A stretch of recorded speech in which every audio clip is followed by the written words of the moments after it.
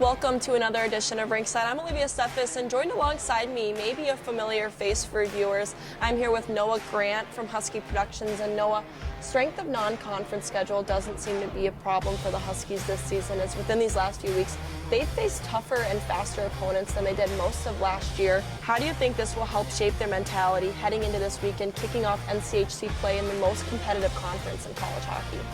Well, I think they have to be confident coming into this series. You go back to last year and the start of the schedule, and it was a really tough start to non-conference play. They picked it up once they had NCHC play, but a lot different start this year, and especially coming in off a top 10 series versus Boston College. They get swept, they played really well, had their chances in both games, and I think going back in that locker room, you have to say, hey, we hung with one of the best teams in the nation. If we can hang with them, we can hang with anyone throughout the season.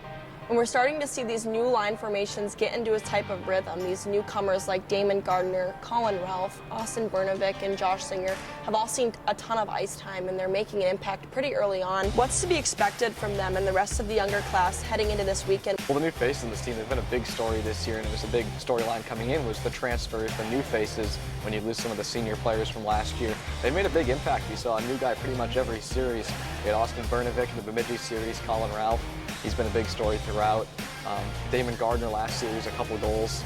So for these new faces, they've looked strong. And for Coach Larson, he seemed to roll all four lines pretty evenly, even going down to the fourth line with Barrett Hall, Mason Saltquist, Nick Ports. That line's seen a lot of ice time, and a lot of those guys looking very comfortable. Barrett Hall, he's been playing with a lot of confidence this season, here in his sophomore year, maybe stepping up, trying to be a leader for some of these new faces. And so we'll see how it goes the rest of the year, but the new faces have made a strong impact. And Miami is a team with a lot of new standout transfers like Matt Chapani, Colby Ambrosio, and a new head coach, Anthony Noreen. This isn't the same Red Hawks that we faced last year, but this season the special teams have been the story with a fierce penalty kill. How will St. Cloud State fare in this matchup? It's a new-look Miami team this year. Anthony Noreen, in his first season, he's done a great job recruiting, bringing in some of those new faces. Colby Ambrosio is a guy who played for him in junior hockey.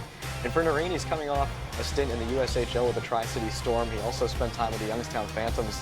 And for both those programs, he took over a last-place team and was able to turn it around into a championship team. He's hoping to do the same here with Miami. And for the special teams, it'll be an interesting matchup this season. And for the Red Hawks penalty kill, it's been really good, but it's had to be really good. They're averaging 13 penalty minutes a game, and against a team with a powerful power play, you can't take that many penalties. So it'll be a challenge for the Red Hawks to stay out of the box. But if they do take that many penalties, for the Huskies, a great chance to work on the power play, and hopefully some things click as they head into conference play. And St. Cloud State has a very good history with Miami, going 4-0 with them last season. How important is a good start to conference play? Well, it's huge, and we saw it last year. They got off to one of their best starts in conference play at 7-0. Kind of trailed off toward the later half of the season when they faced some tough opponents. But to get out early to a hot start, you never want to be looking up the NCHC standings. It's a very tough conference, and to be behind teams who are constantly trying to catch up is not the position you want to be in. So a hot start, very important. And we mentioned the season series last year, 4-0 against the Red Hawks, but a very new team for both these sides. For the Red Hawks, several new faces on their roster. Same for the Huskies. Last year, 17 goals for the Huskies against the Red Hawks in those 4 games, but just 6 were scored by players that are on this year's roster. So a new-look matchup for both these programs. It'll be interesting to see what happens here at the Brooks Center. Well, thank you so much for your insight, Noah. That's all for this edition of Rinkside. And if you can't make it to the Herb Brooks National Hockey Center this weekend, be sure to tune in to NCHC.TV, Fox 9 Plus, and of course, listen on KNSI.